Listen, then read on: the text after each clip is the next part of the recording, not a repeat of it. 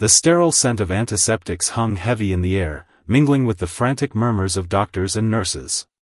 The delivery room was alive with urgency, every beep of the monitors and every rushed instruction adding to the tension. James Calloway, the millionaire, stood frozen near the door, his tailored suit a stark contrast to the chaotic scene around him. His hands, usually steady while signing multi-million-dollar deals, trembled as he gripped the edge of a stainless steel table. He hadn't anticipated this, none of it. The arrangement, the pregnancy, and now, this moment. The woman on the hospital bed, Eleanor, screamed through the final contraction, her face contorted with pain and effort. Her frail frame, strengthened only by sheer determination, shuddered as the last push brought the baby into the world. The doctor's voice broke through the tension, announcing the arrival of the child, but there was something in his tone, a hesitation, a faltering note that made James's heart drop into his stomach. The baby's first cries filled the room, a piercing sound that silenced the chaotic hum of the machines and the bustling medical staff. James instinctively stepped closer, his eyes locked on the tiny, swaddled figure cradled in the nurse's arms. He wanted to feel relief, joy even, but instead, a cold knot of dread tightened in his chest. The nurse hesitated before turning toward him, her expression betraying a mix of confusion and unease. This can't be right," James muttered under his breath, his voice barely audible. Eleanor, exhausted but alert, reached out weakly, her maternal instincts overriding her exhaustion. "Let me see my baby," she croaked, her voice raw from hours of labor. The nurse hesitated, glancing nervously at James before placing the baby in Eleanor's arms. As the swaddle fell away slightly, revealing the baby's features, the air in the room seemed to shift. A collective silence fell over everyone. Eleanor stared down at her child, her face a mix of wonder and confusion. James, however, staggered back as though he had been struck. The baby's skin, pale and flawless in places, was marked by an unusual pattern, a birthmark so intricate it almost seemed deliberate. It ran across the child's chest and up their tiny arm, forming shapes that looked eerily like symbols. James's mind raced as he tried to make sense of what he was seeing. It wasn't just the markings, the child's eyes, wide open and startlingly vivid, seemed to hold a depth and awareness far beyond what a newborn should possess. This isn't normal," James stammered, his voice rising with panic. Eleanor's protective instincts flared. "What are you talking about?" "This is our baby," she snapped, clutching the child closer to her chest. "No, you don't understand," James said, his face pale. "This isn't what I expected. This can't be my child." Eleanor's heart sank. She had agreed to this arrangement out of desperation, lured by the promise of financial security for herself and her unborn child. But in that moment, she realized how fragile the foundation of their agreement had been. The doctor cleared his throat, breaking the tension. "The baby appears healthy," he said cautiously, avoiding eye contact with James. "There's nothing medically concerning about the markings. Some birthmarks can be unusual but are entirely harmless." James wasn't listening. His mind was elsewhere, replaying every moment of the past 9 months, searching for answers. Had he been deceived? Had Eleanor lied to him? Or was there something deeper, something beyond comprehension, at play here? Eleanor's gaze softened as she looked at her child, tracing the intricate patterns with her fingers. "I don't care what you think, James," she said firmly. "This baby is perfect." But James couldn't shake the unease that gripped him. He had built his empire on control, on predicting outcomes and minimizing risks. This situation was a glaring anomaly, a variable he hadn't accounted for. And in his world, anomalies were dangerous. The tension in the room was palpable as the medical staff quietly excused themselves, leaving the three of them alone. Eleanor tried to focus on the tiny miracle in her arms, but James's presence loomed like a storm cloud. "This isn't over," James said finally, his voice cold and detached. I'll need answers. And until I get them, he trailed off, turning abruptly and walking out of the room. Eleanor watched him go, her heart heavy. She had known this wouldn't be easy, but she hadn't anticipated how quickly the dream of a better life could turn into a nightmare. She looked down at her child, who stared back at her with those impossibly wise eyes. "You're going to be okay," she whispered, more to herself than to the baby. "We're going to be okay." But deep down, she wasn't sure. What had started as a business transaction had spiraled into something far more complicated. And as much as she wanted to protect her child, she couldn't shake the feeling that the battle was only just beginning. In the hallway, James leaned against the wall, his mind racing. He needed answers, and he knew just where to start. Pulling out his phone, he dialed a number he hadn't called in years. "Dr. Whitaker," he said when the line connected. "I need you to run some tests." Discreetly. As he ended the call, a nagging thought clawed at the edges of his mind. The patterns on the baby's skin, the uncanny look in its eyes, there was something hauntingly familiar about it all. Something he couldn't quite place. And for the first time in his life, James Calloway felt fear, not for his reputation or his fortune, but for the unknown truth that awaited him. James Calloway had always been a man of precision, a calculated risk-taker who left nothing to chance. From his early days as a self-made entrepreneur to his rise as one of the most influential figures in the city, every decision he made was rooted in logic and control.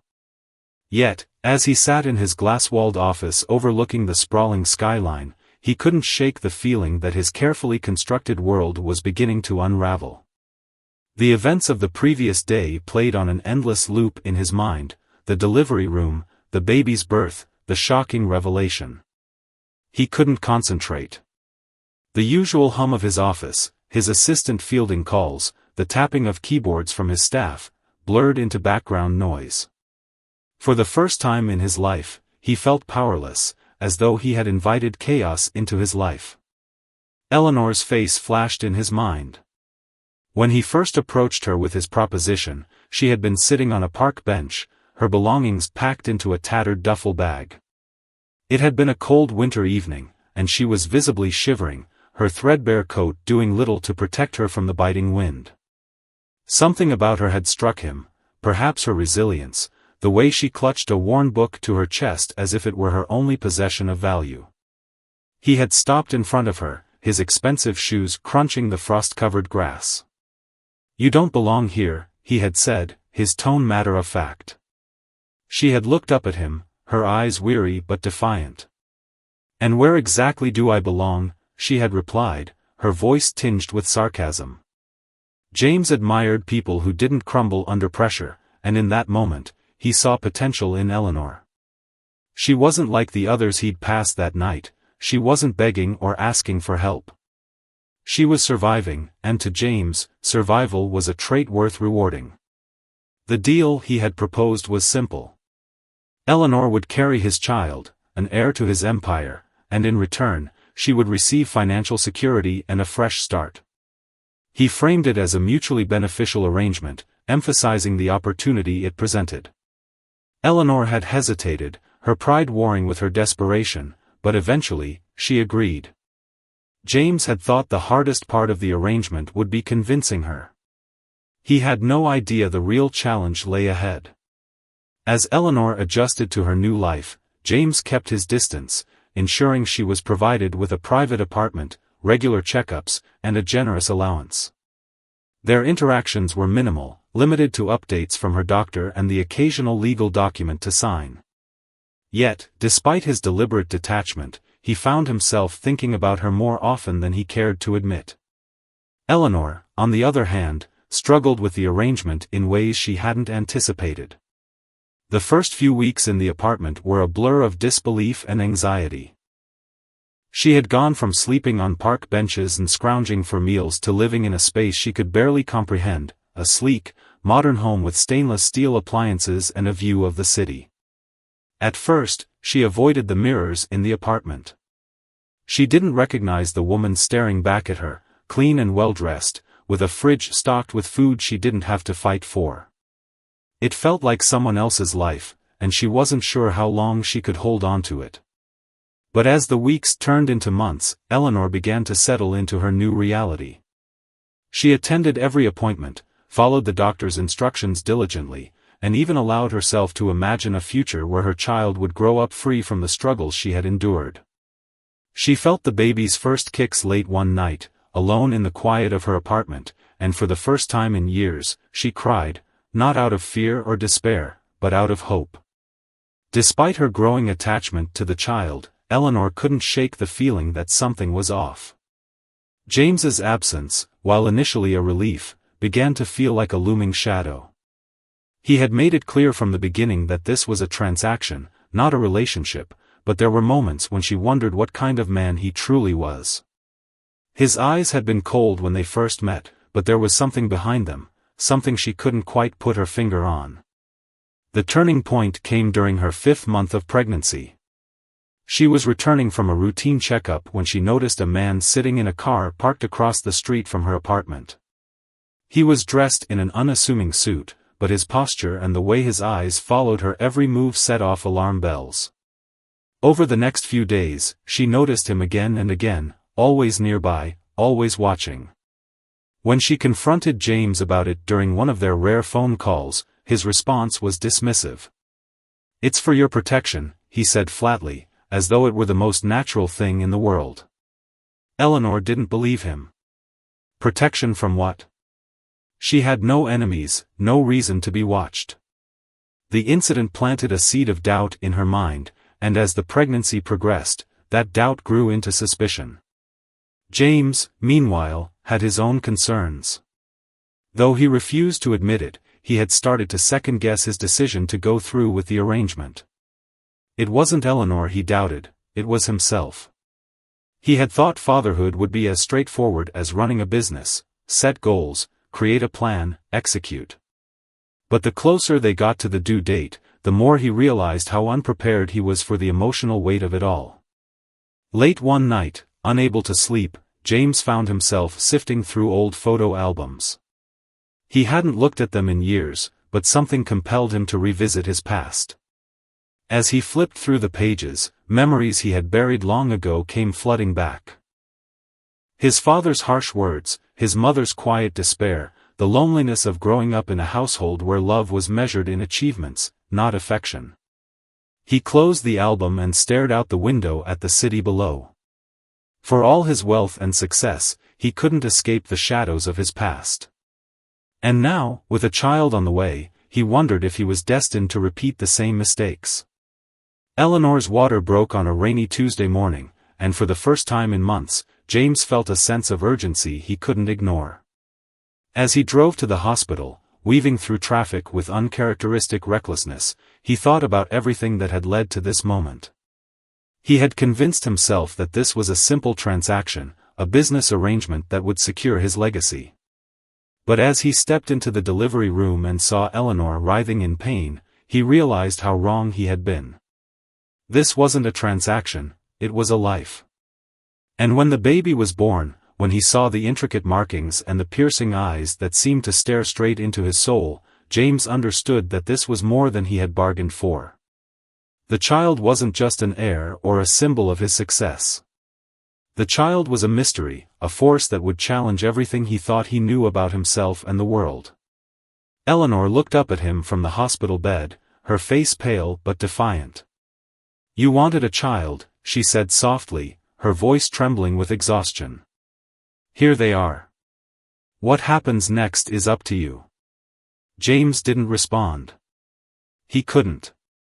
All he could do was stare at the baby, his mind racing with questions he wasn't sure he wanted answers to. The transaction was over, but the story was just beginning. The air in James Calloway's penthouse office felt heavy, oppressive even, as he sat at his desk staring at the genetic test results. His fingers trembled slightly as he flipped through the pages, his sharp, analytical mind struggling to process the impossible. The results confirmed that the child was biologically his, there was no question about that. Yet the anomaly was undeniable: the strange birthmarks on the baby's skin, resembling ancient symbols, and the unnerving intelligence in its wide, unblinking eyes. James leaned back in his chair, his gaze drifting to the skyline beyond the floor-to-ceiling windows. For a man who had built his life on logic and control, the past few days had felt like a plunge into chaos. Eleanor's defiant words in the hospital echoed in his mind, "What happens next is up to you." He had no idea what that meant anymore. Meanwhile, Eleanor cradled her newborn in the small apartment James had provided for her. The baby, whom she named Theo, was both a source of profound joy and a growing mystery.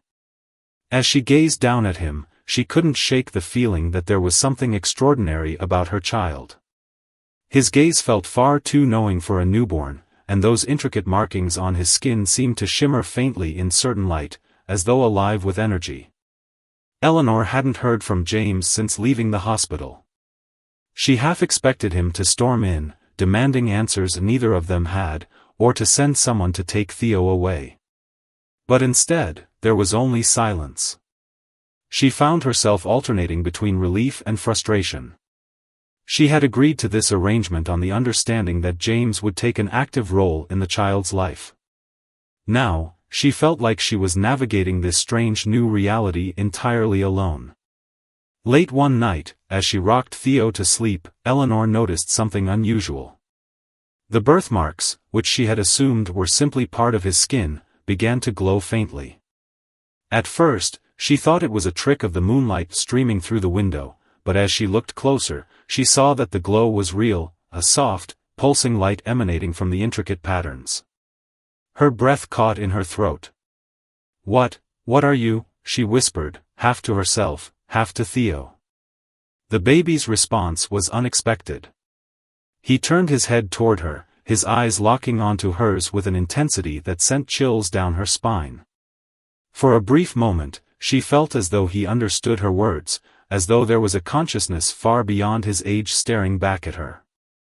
Then, just as quickly as it had appeared, the glow faded, and Theo's eyes closed as he drifted back to sleep. Eleanor didn't sleep that night. She sat on the couch, clutching a cup of tea, her mind racing with questions she had no way of answering. She thought about James, about his wealth and power, and about the strange men she had seen watching her during her pregnancy. What had she gotten herself into? Across town, James was grappling with his own set of questions. The geneticist he had hired to analyze Theo's DNA had called him personally, her voice tinged with a mix of awe and concern. "Mr. Calloway," she had said, "I've never seen anything like this before. Your son's DNA is, well, it's entirely human, but there are anomalies in his genome that defy explanation. It's almost as if," she hesitated. "As if what?" James pressed, his patience wearing thin. "As if there's a layer of information encoded in his DNA that we don't yet understand. It's not random, there's a pattern to it, a complexity that suggests design." "Design?" James repeated, his voice low and dangerous. "Are you saying my son was engineered?" "I'm not saying anything definitive," she replied carefully. "But if I were you, I'd look into your family history. This could be hereditary, or it could be something else entirely. Either way, it's remarkable." James ended the call without another word. His thoughts turned immediately to his father, a cold and enigmatic figure who had always shrouded the Calloway family's past in secrecy. As a child, James had been discouraged from asking questions about their lineage, and any curiosity he expressed had been met with vague, dismissive answers. Now, he wondered if his father's evasiveness had been deliberate. Was there something in the Calloway bloodline that he didn't know about? Something that had manifested in Theo? Unable to sit idle, James decided to dig deeper. He reached out to a private investigator he had worked with in the past, a man named Victor, known for his discretion and tenacity. "Victor," James said during their initial meeting, "I need you to trace my family's history. Every detail, every document, leave nothing out." Victor raised an eyebrow. "You're the last person I'd expect to care about ancestry, Calloway." What's this really about? James's jaw tightened. Just do the job. The less you know, the better. Victor nodded, sensing that this was one of those jobs where asking too many questions could lead to trouble. While Victor began his investigation, James found himself returning to Eleanor's apartment for the first time since Theo's birth. He hadn't planned on going. In fact, he had avoided her out of fear of confronting the emotions that were bubbling beneath the surface. But something about the geneticist's words and the nagging sense of responsibility compelled him to see his son again. When Eleanor opened the door, her expression was a mix of surprise and guardedness. "You finally decided to show up," she said, stepping aside to let him in. James ignored her sarcasm, his eyes immediately drawn to Theo, who was lying in a bassinet by the window. The baby seemed to sense his presence, turning his head and fixing James with that same piercing gaze. For a moment, James felt a connection he couldn't explain, a bond that went beyond biology or obligation. He stepped closer, his hand hovering uncertainly above the bassinet before finally resting on the edge. "He's different," James said finally, his voice barely above a whisper. Eleanor folded her arms, watching him closely. "I know. But that doesn't make him any less ours." James nodded, his gaze never leaving Theo. "There's something I need to tell you," he said, his tone serious. Eleanor's heart sank. She had been dreading this moment, fearing that James would demand custody or try to remove her from Theo's life altogether. "What is it?" she asked, bracing herself. "I think this goes deeper than either of us realized," James admitted. "I had his DNA tested, and the results, they raise more questions than answers. There's something about him, something in his blood, that's not normal." Eleanor's eyes widened. "What are you saying? That he's some kind of experiment?" "I don't know," James said, running a hand through his hair. "But I'm going to find out. There's a history in my family, secrets that I think are tied to this. And until I know the truth, I can't." "You can't what?" Eleanor interrupted, her voice rising. "Be a father to him? Take responsibility? He's your son, James, whether you like it or not." James flinched at her words but didn't argue. She was right. For all his wealth and power, he had no idea how to navigate the complexities of parenthood, let alone the enigma that was Theo. As the tension between them hung heavy in the air, Theo let out a soft coo, breaking the silence. Both James and Eleanor turned to look at him, and for a brief moment, the weight of their conflict seemed to lift. "He deserves better than this," Eleanor said quietly. "Better than us fighting over what he is or isn't. He needs love, James. Not tests, not investigations. Just love." James swallowed hard, her words cutting deeper than he cared to admit. He nodded slowly, realizing that, for once in his life, he didn't have all the answers. But one thing was clear, the journey to uncover the truth about Theo was only just beginning, and it would challenge everything James thought he knew about himself, his family, and the world around him. The weeks following James's revelation passed in a tense, uneasy rhythm. Eleanor and James reached an unspoken truce. Though they didn't see eye to eye, they both understood that Theo was at the center of their lives now. They began sharing responsibilities, albeit awkwardly. James would visit the apartment regularly, bringing groceries, toys, and the occasional overly extravagant gift that Eleanor would quietly roll her eyes at. But their conversations remained surface level, avoiding the deeper questions that loomed over them both. Eleanor spent her days learning everything she could about Theo, documenting his behaviors and marveling at his uncanny awareness. He seemed to understand her tone and expressions in ways no infant should, reacting with a precision that left her both in awe and slightly unnerved. There were moments when she caught him staring at her as if he were waiting for her to say something profound, his intense gaze unbroken until she looked away. One evening, as Eleanor was preparing Theo's bottle, the lights in the apartment flickered. She froze, glancing toward the living room where Theo was lying on a blanket. The lights flickered again, and then, without warning, the entire room was bathed in an eerie, pulsating glow. Eleanor's breath caught in her throat as she turned to see Theo's birthmarks glowing once more, this time brighter than ever. She dropped the bottle and rushed to him, her heart pounding. Theo was calm, his tiny hands reaching upward as if grasping at something invisible.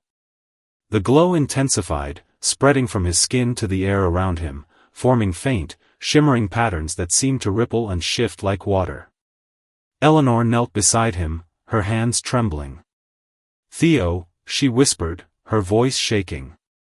"What's happening?" Before she could react further, the patterns in the air coalesced into a distinct shape, a symbol she couldn't recognize, yet one that felt ancient and profound. The symbol hovered for a moment before dissolving into nothingness, leaving the room dim and silent once more. Eleanor sat back, her mind racing. She knew she couldn't keep this to herself.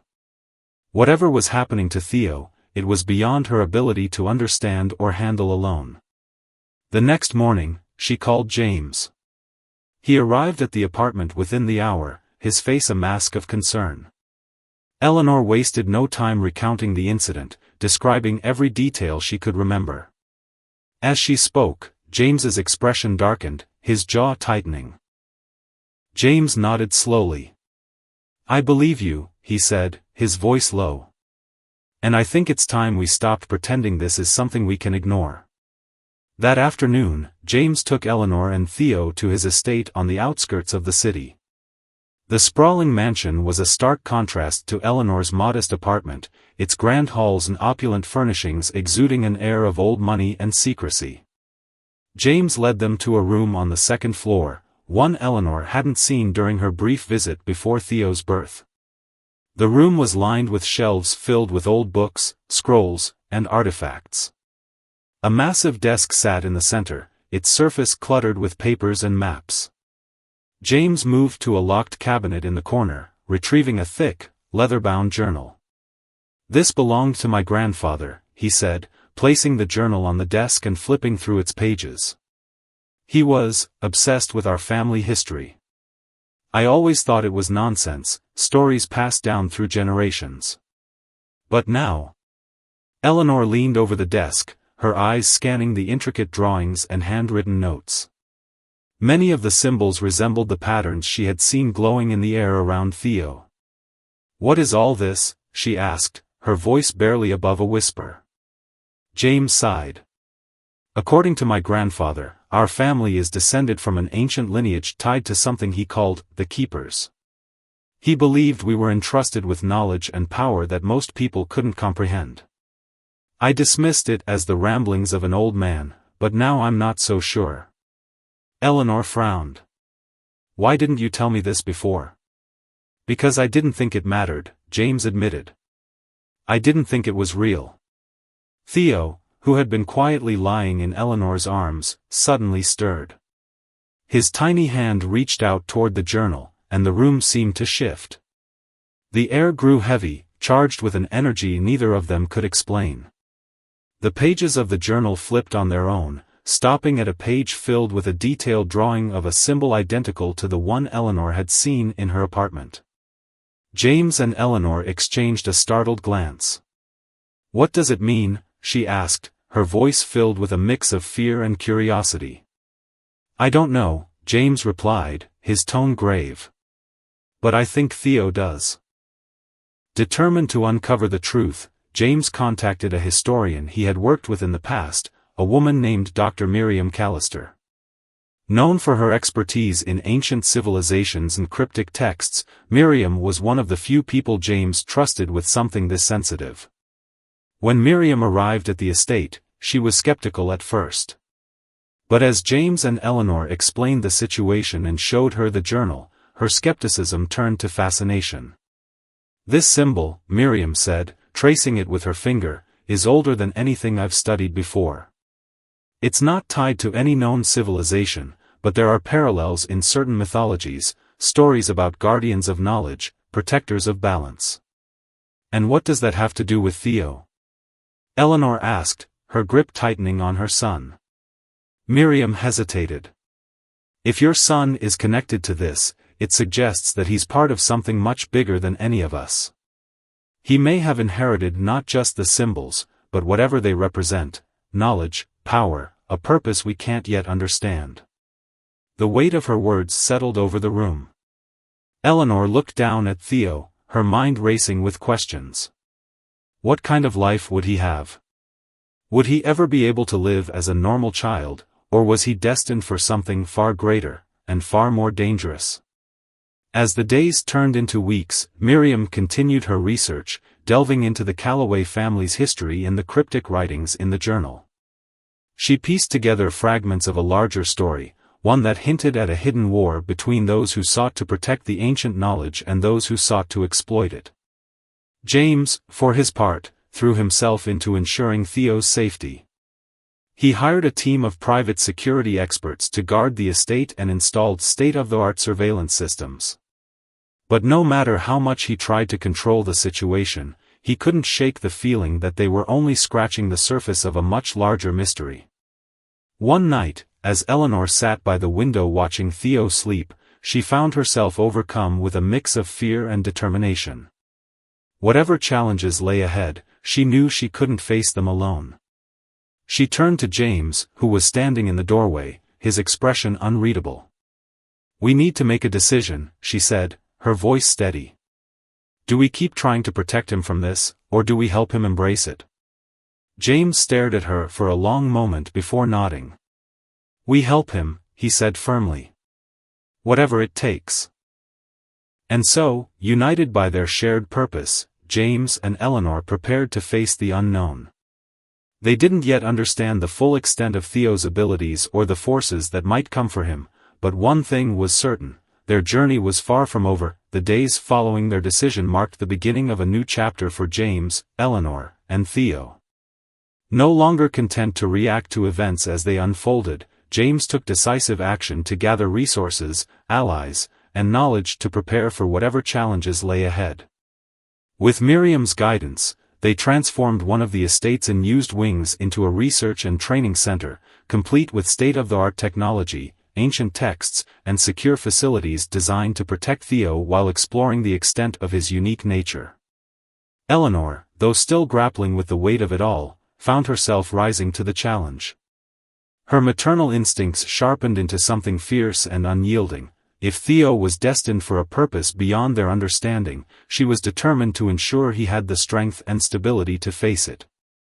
She spent hours with Miriam, poring over the cryptic passages in James's grandfather's journal, learning about the history of the Keepers and the myths surrounding their connection to ancient knowledge. Theo's behavior became increasingly remarkable. By the time he was 3 months old, he exhibited an uncanny ability to focus on patterns, his tiny fingers tracing shapes in the air as if unlocking secrets invisible to everyone else. His babbling carried a rhythm that often matched the symbols Miriam had discovered in her research, as though he were unconsciously speaking a forgotten language. But as his abilities grew, so did the sense of unease. Strange occurrences became more frequent, lights flickering, shadows moving in ways that defied logic, and the unmistakable sensation of being watched. James's security team reported seeing figures lurking near the estate, their faces obscured and their movements unnaturally fluid. One night, Eleanor was woken by a loud, metallic clang. She rushed to Theo's nursery, her heart pounding, only to find the crib empty. Panic gripped her as she scanned the room, her eyes landing on the faint glow emanating from a corner. There, she found Theo sitting calmly on the floor, surrounded by a swirling vortex of light and symbols. Eleanor froze, her breath caught in her throat. "Theo," she whispered, stepping cautiously toward him. The light flickered and dimmed as Theo turned to her, his expression serene. The moment she picked him up, the symbols dissolved into nothingness, leaving the room eerily quiet. She clutched him tightly, her mind racing with questions she couldn't answer. By morning, James and Miriam were combing through the security footage. What they found chilled them to the core.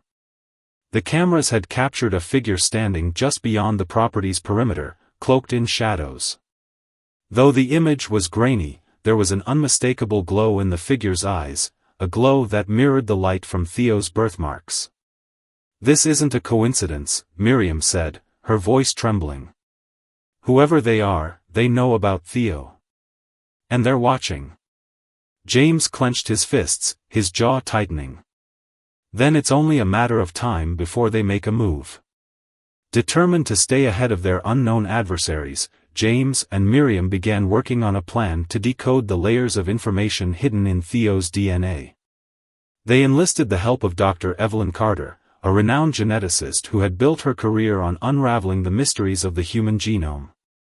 Though initially skeptical, Evelyn was drawn in by the undeniable complexity of Theo's genetic makeup. "This isn't random," Evelyn said during one of their late-night sessions. "It's like his DNA is a library, encoded with information we can't yet comprehend.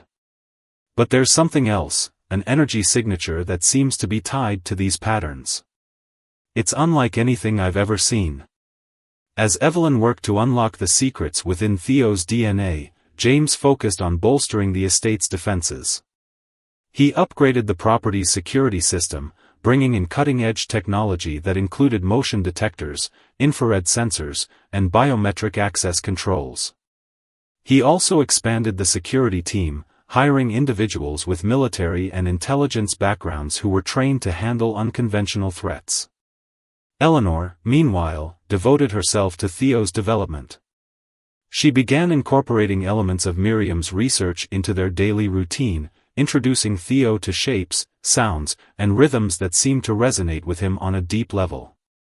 Though he was still an infant, Theo's responses were astonishingly advanced, his curiosity and focus far exceeding what Eleanor had observed in other children.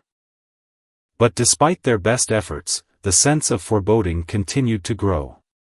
One evening, as James and Eleanor sat in the library reviewing Miriam's latest findings, the room was plunged into darkness. The estate's backup generators kicked in almost immediately, but the brief interruption was enough to send a chill down Eleanor's spine. "What was that?" she asked, her voice tight with anxiety. James grabbed his phone, dialing the head of security. "Report," he barked as soon as the line connected. "There's been a breach," the security chief replied. "Perimeter sensors picked up movement, but whoever it was is gone now. We're sweeping the area." James ended the call, his expression grim. "We're running out of time." The following day, Miriam made a breakthrough. After cross-referencing the symbols in the journal with ancient texts and newly decoded fragments of Theo's DNA, she discovered a link between the Calloway family's lineage and an ancient prophecy. According to the texts, a child bearing the mark of the Keepers would emerge in a time of great upheaval, serving as a bridge between worlds. "Theo isn't just unique," Miriam explained, her voice heavy with the weight of her discovery. "He's pivotal. If these texts are correct, his abilities could either restore balance or tip the scales into chaos." Eleanor felt a wave of nausea as the implications sank in. "What does that even mean? He's just a baby. How can he possibly bear that kind of responsibility?" Miriam shook her head. "I don't know. But if we're right, there will be others who want to control him, or destroy him." As they absorbed Miriam's words, James's phone buzzed with an urgent message from Victor, the private investigator. After months of digging, Victor had uncovered something startling, a network of secretive organizations that appeared to be tied to the same myths and symbols Miriam had been studying. "These groups have been operating in the shadows for centuries," Victor explained during a hastily arranged meeting. "Some see the Keepers as protectors, while others view them as a threat to their power. If Theo is who they think he is, he's already on their radar." James's resolve hardened. "Then we'll make sure he's ready for whatever comes next." But even as they doubled down on their preparations, the shadows surrounding them grew darker. Strange symbols began appearing near the estate, etched into trees and rocks in ways that defied explanation. Theo's episodes of glowing light became more frequent and intense, each one leaving Eleanor more frightened and James more determined. As the tension reached a boiling point, James called a meeting with everyone involved: Eleanor, Miriam, Evelyn, Victor, and the security team. "This isn't just about protecting Theo anymore," he said, his voice firm. "It's about understanding what he represents, and making sure we're ready to face whatever's coming." The room fell silent as they exchanged determined glances. Together, they would stand against the unknown, united by their shared purpose. But as the first whispers of an approaching storm began to stir, none of them could fully grasp the magnitude of what lay ahead. As the weeks passed, the tension surrounding Theo's existence only intensified.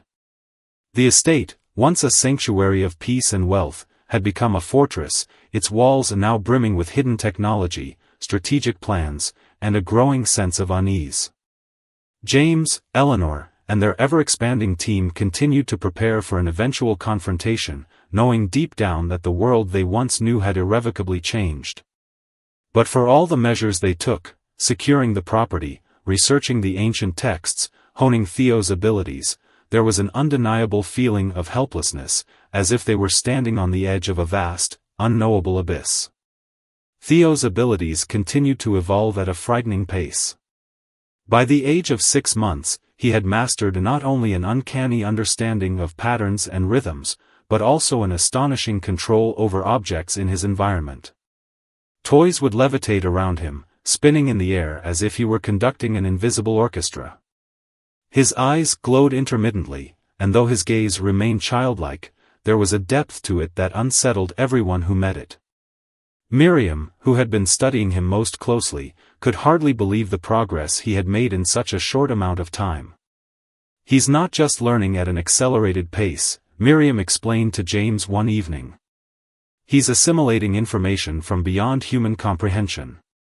It's as though his mind is accessing something ancient, something buried deep within his DNA."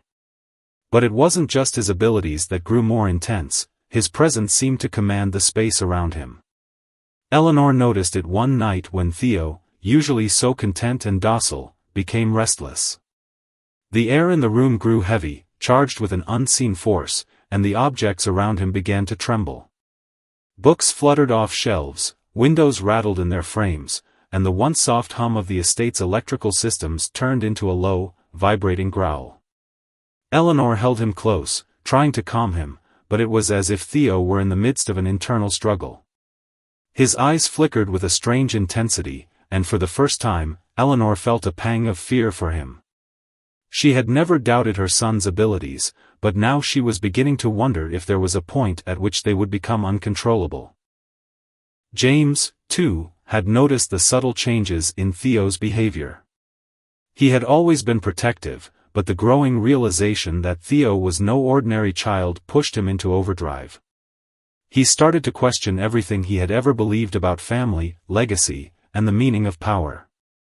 He couldn't shake the feeling that the more they discovered about Theo, the more they were uncovering a truth they weren't prepared to face. Then, one afternoon, everything changed. Eleanor was in the library, studying the journal with Miriam, when a knock on the door interrupted them. James had gone out for an important meeting, and Victor had returned from a reconnaissance trip, promising to provide some much-needed answers. He had been investigating the network of secret organizations tied to the ancient prophecies and the Keepers for weeks. His findings, however, were more unsettling than anyone could have imagined. Victor arrived, his face drawn and pale. He had barely entered the room when he began speaking, his voice tense. "We're being watched. And it's not just the usual surveillance we've dealt with." James had prepared for threats from the shadows, but Victor's words filled him with a cold dread he hadn't anticipated. "Who's watching us?" Miriam asked, her voice shaking slightly. Victor swallowed hard. "The groups I've been tracking, they're not just some underground cults. They have resources, influence, and people in positions of power. And they know about Theo. They've known about him for longer than we've realized." Eleanor stood up, feeling a chill wash over her. "What do you mean, they've known about him?" Victor's eyes shifted nervously. "There's a legend, something even older than the Calloway family's records. It speaks of a child with the power to bridge worlds, one who can either save or destroy everything. I didn't want to believe it at first, but the more I dug, the more I realized that this prophecy is very real. James clenched his fists, his gaze hardening. Are you telling me they want Theo for themselves? Victor nodded grimly. Yes. Some of them believe that Theo is the key to unlocking an unimaginable power. They've been searching for him, trying to track his movements, understand his abilities. They think that by controlling him, they can control everything, knowledge, energy, even time itself. The implications of Victor's words hit like a physical blow. James and Eleanor exchanged a long, searching glance, both of them feeling the weight of their responsibility bearing down on them. We can't let that happen, Eleanor said quietly, her voice firm despite the fear that laced her words. We won't, James replied, his tone resolute. But just as they were beginning to process the magnitude of the threat, something unexpected occurred. A sudden, deafening crash echoed from the direction of Theo's nursery. Without a moment's hesitation, James and Eleanor rushed toward the source of the noise. Fear surging through them. As they burst through the door, they found the room in complete chaos. Furniture had been overturned, and the walls were scorched as if something had struck them with immense force. In the center of the room, Theo sat calmly on the floor, surrounded by the wreckage. His eyes glowed brightly, more intensely than they ever had before, and his small hands were raised, as if he had just unleashed a burst of energy. The air around him hummed with power, crackling like static electricity. Eleanor's heart stopped in her chest. Theo! What happened? Theo looked up at her, his expression unreadable. For a moment, it felt as if he was no longer the child she had known, but something older, wiser, and far more distant. The room fell into a strange silence, broken only by the sound of Miriam's voice as she stepped forward cautiously. This is it, she murmured. The power he's been tapping into. It's too much for him to control. He's not just learning from the world around him, he's drawing from it. James clenched his teeth, his protective instincts flaring up. We need to get him out of here. Now. But before he could move, a low, rumbling noise filled the room, reverberating through the walls and floor. The lights flickered, and the temperature in the room dropped sharply, as if the very air itself was being drained of its warmth. From the shadows near the door, a figure appeared, tall, cloaked in darkness, and radiating an unmistakable aura of power. The figure's eyes glowed with the same intensity as Theo's, and there was a chilling calmness to their movements. You've been hiding him well, the figure said, their voice cold and smooth. But you can't protect him forever. James moved to stand between the figure and Theo, his voice a low growl. Who are you? The figure stepped forward, a slight smile playing on their lips. You'll learn soon enough. But for now, know this, Theo belongs to us. And we will have him. Before anyone could react, the figure extended their hand, and the air around them seemed to warp and distort. The ground shook violently, and an overwhelming force surged toward Theo, as if it sought to drag him into the depths of some unknown void. Eleanor screamed, reaching for her son. But in that moment, Theo's eyes locked onto hers. For the briefest second, she saw something in him, something deep, something ancient, and then, with a force that sent a shockwave through the entire room, Theo's eyes flared brighter than ever. The room erupted in a blinding burst of light, and the figure was thrown backward, crashing into the wall with a deafening roar. The lights flickered, then returned to normal, leaving behind a stunned silence. Theo, now fully in control of his abilities, sat quietly once again, his eyes softening to their usual brightness. But something had irrevocably changed. The power he had unleashed was something beyond comprehension, something that even the mysterious figure in the shadows had not been prepared for. As the dust settled and the figure vanished into the ether, James and Eleanor exchanged looks of awe and terror. This was just the beginning.